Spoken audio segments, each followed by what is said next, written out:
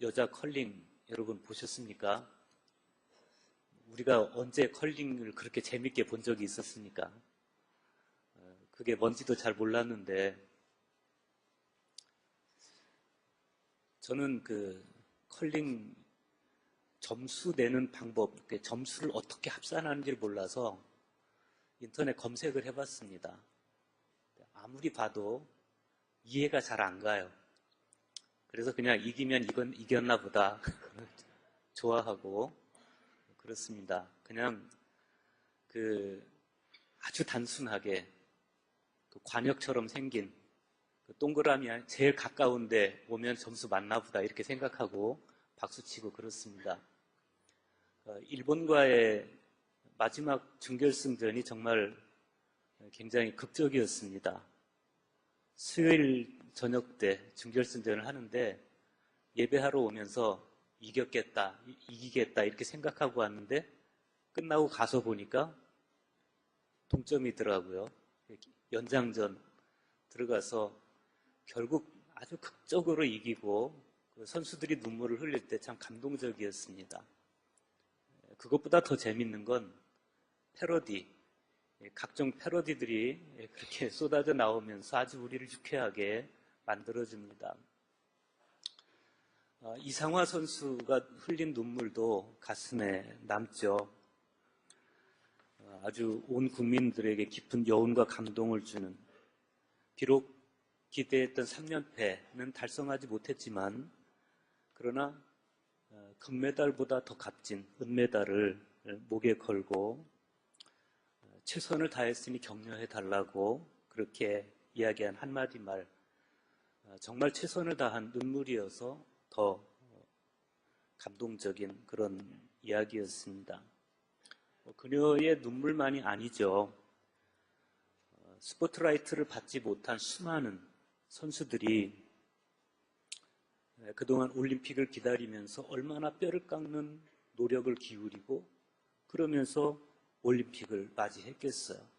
그 노력의 결과로 어떤 선수들은 감격과 기쁨의 눈물을 흘리고 또 어떤 선수들은 아쉬움과 자책의 눈물을 흘리기도 하는데 메달을 목에 건 선수들이나 아니면 메달을 획득하지 못한 선수들이나 최선을 다해서 노력한 결과로 결국 올림픽 무대에 섰으니까 그것 자체만 가지고 그들은 이미 승리자다 이렇게 볼 수 있겠습니다.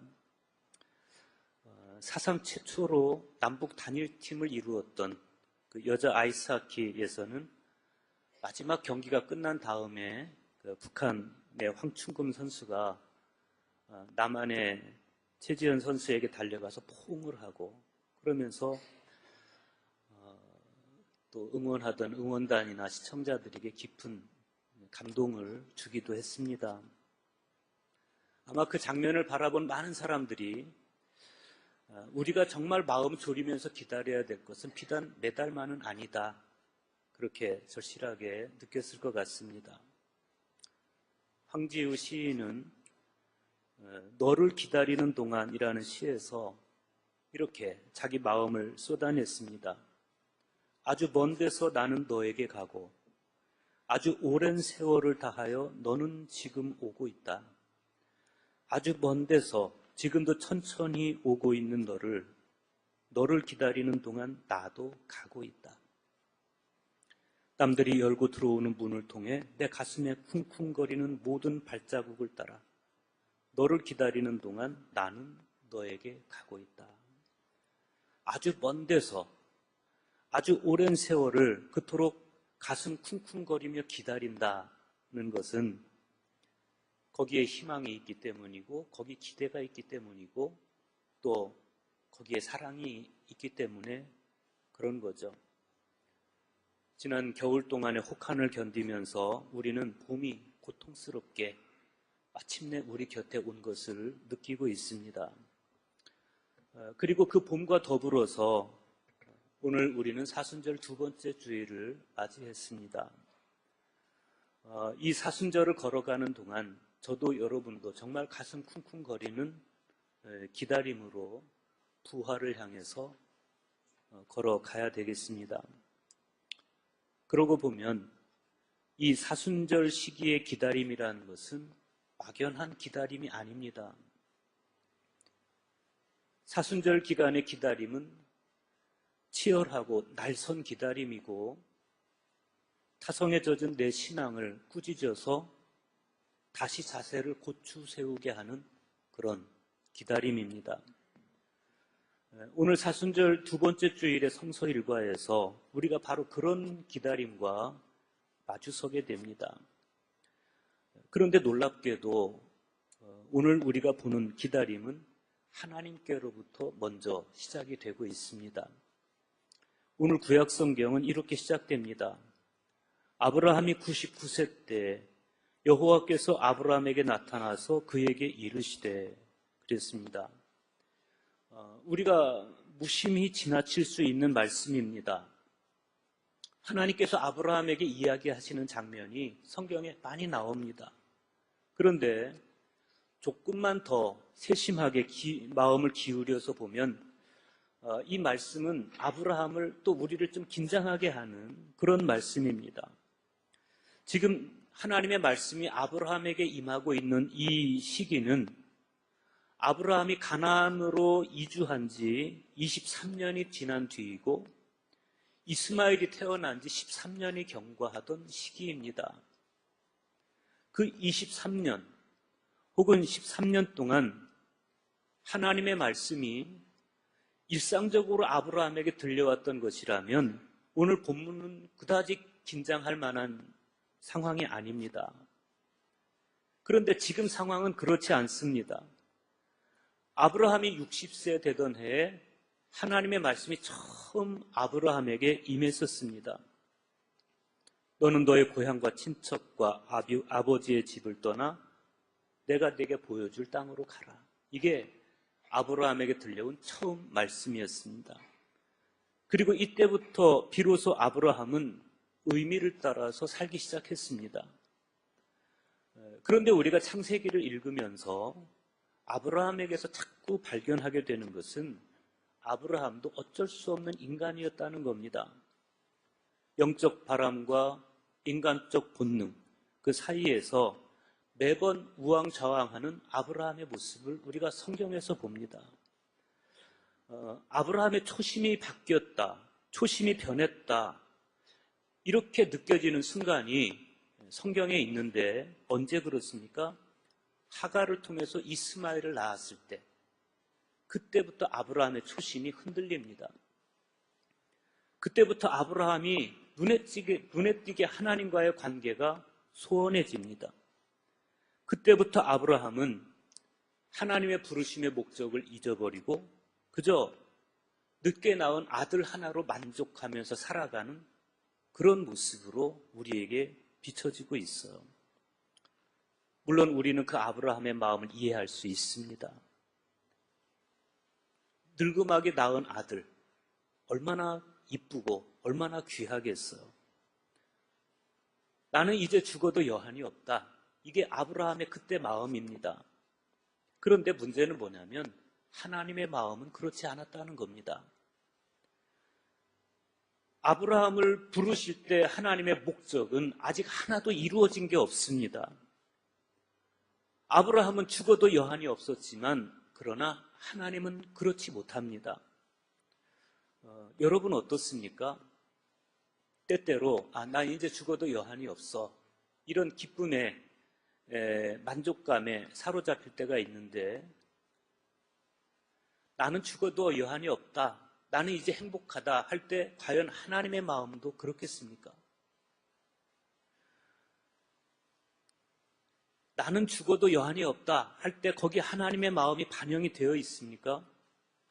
아기 예수님을 품에 안고 주제여 이제는 말씀하신 대로 이 종이 평안히 눈을 감게 되었습니다. 제가 주의 구원을 제 눈으로 보았습니다. 라고 노래했던 누가복음 2장 29절에서의 시므온의 행복과 자기가 갈망한 자식을 자기 힘으로 낳아서 자기 방법으로 낳아서 그 아들을 품에 안고 나는 이제 죽어도 여한이 없다라고 이야기하는 아브라함의 행복을 비교해 볼 때 여러분이 일상에서 느끼는 행복은 누구의 행복에 더 가깝다고 생각하십니까? 평생을 주의 구원을 기다렸던 시므온의 행복과 평생 자기 아들을 기다려왔던 아브라함의 행복.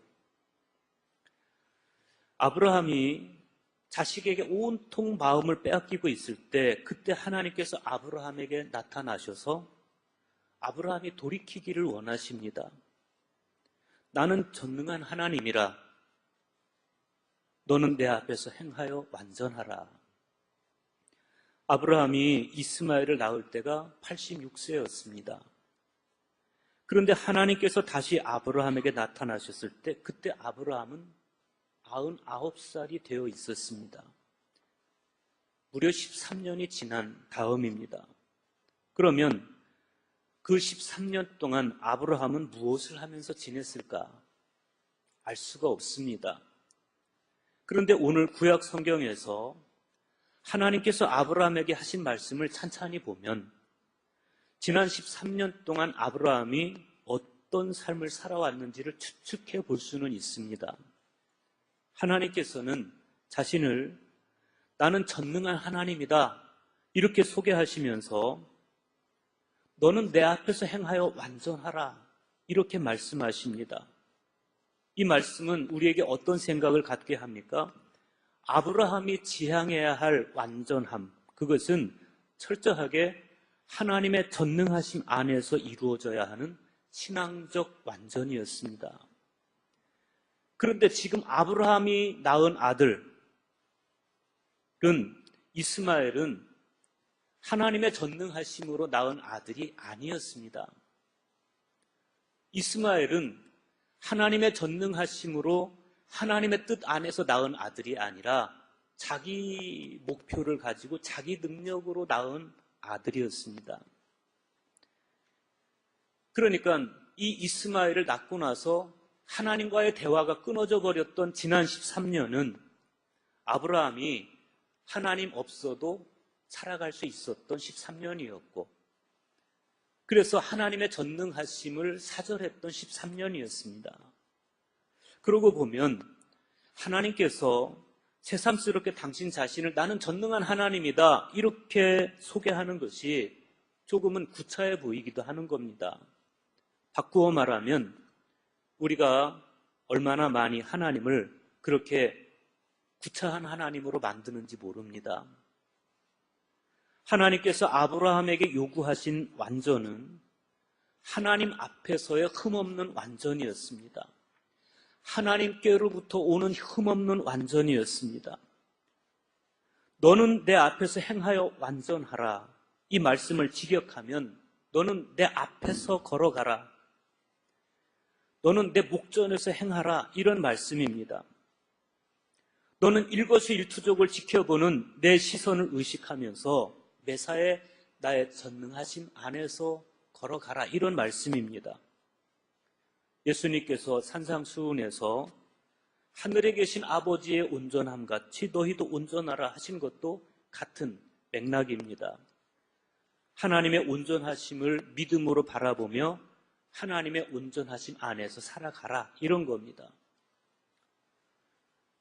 우리는 내 능력으로 완전을 이루려고 합니다. 나의 지식과 나의 힘과 나의 방법으로 완전을 이루려고 합니다. 그러나 하나님은 너는 내 앞에서 내 시선 앞에서 완전하라 이렇게 말씀하시는 겁니다. 아브라함은 어느 순간부터 하나님의 전능하심을 벗어나서 잘못된 완전을 추구하고 있었습니다. 아브라함은 하나님 없이 이스마엘을 낳고 나서 잘못된 만족에 빠져 있었습니다. 그동안 하나님의 말씀을 따라 걷던 아브라함이 지금은 완전히 딴 길을 혼자서 걷고 있습니다. 하나님께서 주신 목표를 떠났습니다. 하나님께서 주신 길에서 탈선했습니다. 그리고 적당한 선에서 안주하고 있습니다. 하나님께서 아브라함에게 주셨던 목표는 그저 늙음아기 아들 하나 낳아서 그 아들의 재롱이나 보면서 소시민적인 행복을 누리는 그런 행복이 아니었습니다.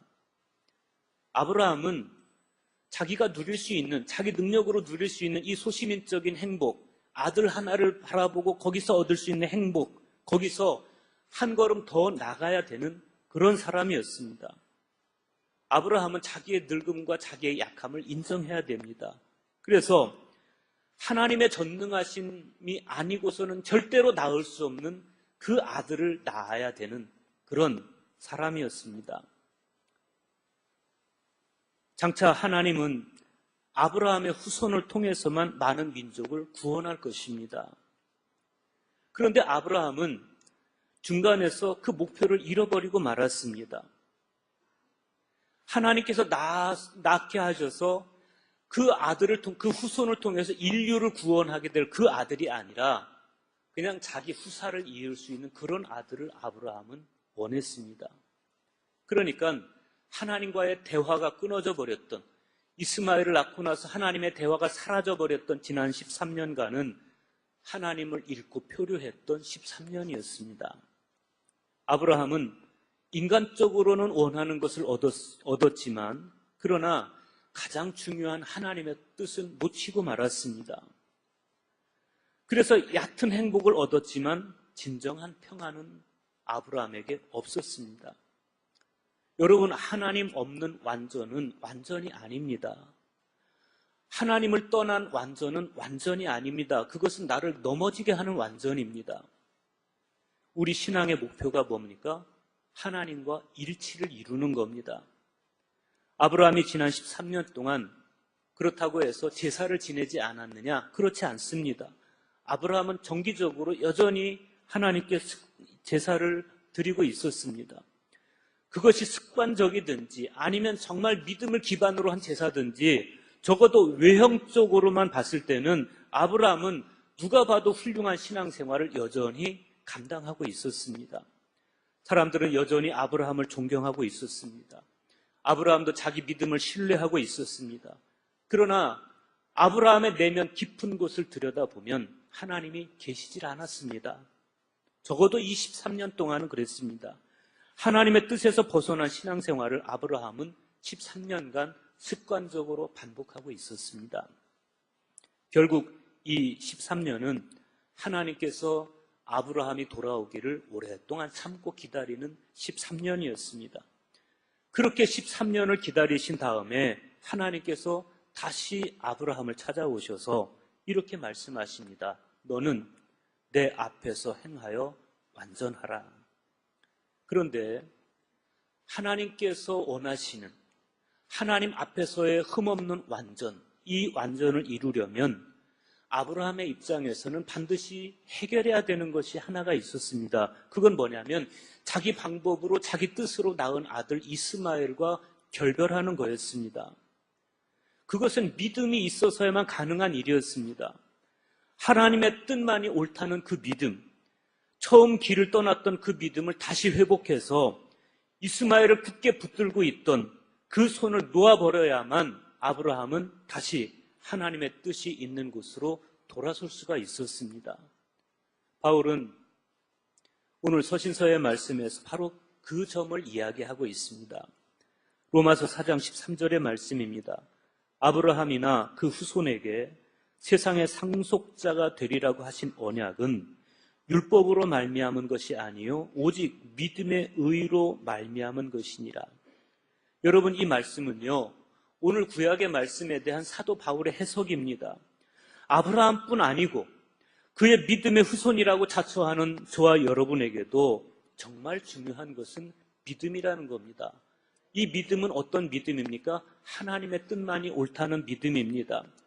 하나님의 뜻만이 언제나 옳다는 믿음입니다. 이 믿음이 왜 그렇게 중요합니까? 우리는 아브라함이 하나님의 전능하심을 믿지 못했을 때 그로 인해서 하나님의 뜻이 무려 13년간이나 지체되는 그런 모습을 봤어요.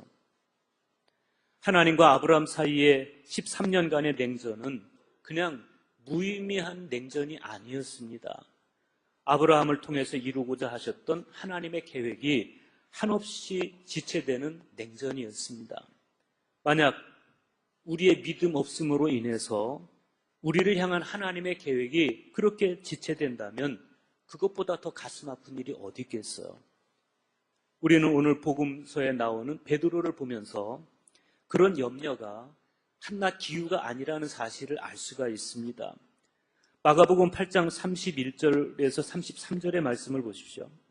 인자가 많은 고난을 받고 장로들과 대제사장들과 서기관들에게 버림받아 죽임을 당하고 사흘 만에 다시 살아나야 할 것을 비로소 그들에게 가르치시되 드러내놓고 이 말씀을 하시니 베드로가 예수를 붙들고 항변하매 예수께서 돌이키사 제자들을 보시며 베드로를 꾸짖어 이르시되 사탄아 내 뒤로 물러가라. 네가 하나님의 일을 생각하지 아니하고 도리어 사람의 일을 생각하는도다.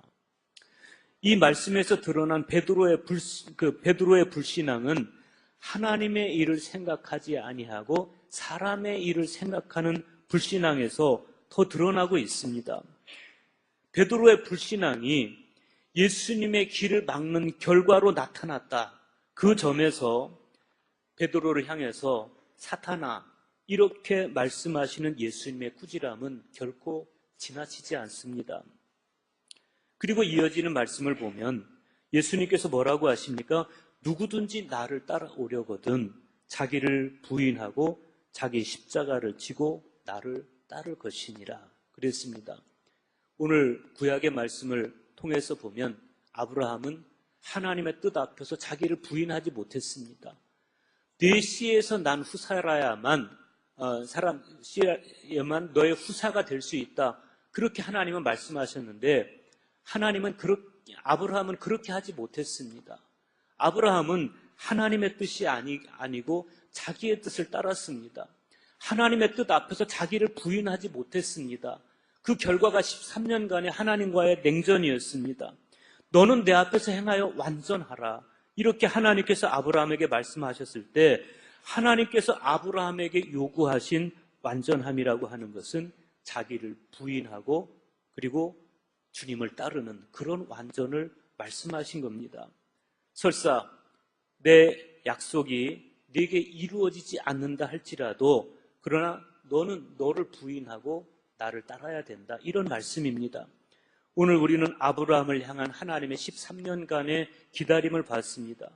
그리고 하나님은 그 기다림의 결과로 너는 내 앞에서 행하여 완전하라. 다시 한번 아브라함의 믿음을 격려해 주십니다. 복음서에서 예수님은 보다 적극적인 방법으로 그 자리에서 베드로를 꾸짖습니다. 바로 전에 베드로를 향해서 반석이라고 칭찬하셨던 하나님께서 사탄이라고 내 뒤로 물러가라고 그렇게 자기를 꾸짖으실 때 베드로가 얼마나 당황했겠어요. 사탄은 하나님의 뜻을 가로막는 존재입니다. 사람들을 그릇된 길로 오도하는 존재입니다. 베드로는 자기 판단이 옳다고 확신했지만 그러나 베드로의 확신은 하나님의 뜻과 배치된 것이었습니다. 오늘 우리가 성찰해야 되는 것이 바로 그런 것들입니다. 지금 내가 옳다고 여기는 것이 과연 주님께도 그런지. 그래도 아브라함은 행복하죠. 그가 완전에 도달할 때까지 기다려주시는 하나님의 뜻이 계시니 얼마나 행복한 사람입니까? 베드로 역시 행복한 사람입니다. 잘못된 길을 가고자 할 때 꾸짖어 주시는 스승이 계십니다. 얼마나 행복한 사람입니까? 그러고 보면 오늘 저와 여러분은 또 얼마나 행복합니까? 아주 오랜 세월 동안 가슴 쿵쿵거리면서 우리의 완전을 기다려주시는 하나님이 우리 하나님이십니다. 그리고 예수님은 말씀을 통해서 오늘도 여전히 우리의 나태해진 믿음을 꾸짖어 주고 계십니다. 너는 내 앞에서 행하여 완전하라. 하나님의 시선 앞에서 흠이 없는 완전을 이루시길 바랍니다. 오랫동안 인내하며 아브라함을 바라보신 하나님께서 역시 오랫동안 인내하시면서 저와 여러분을 바라보고 계십니다. 그런 하나님의 시선 앞에서 정말 흠없고 온전한 저와 여러분 될 수 있기를 주님의 이름으로 축원합니다.